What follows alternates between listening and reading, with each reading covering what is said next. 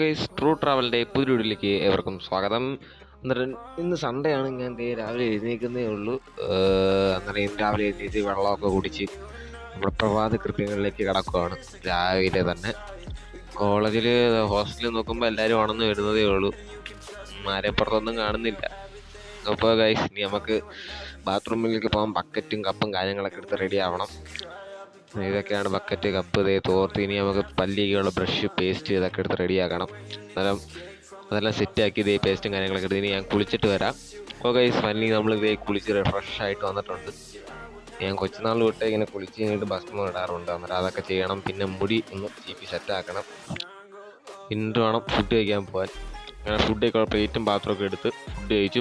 ബസ്സിൽ ക്യാമറ അളവിലല്ല, അതുകൊണ്ട് ഫുഡിൻ്റെ ഫോട്ടോസ് വീഡിയോ ഒന്നും എടുത്തില്ല. പിന്നെ വൈകുന്നേരം കുറേ കാര്യങ്ങളൊക്കെ എഴുതാനൊക്കെ ഉണ്ടായിരുന്നൊക്കെ എഴുതി. അപ്പോൾ ഗൈസ് ബൈ.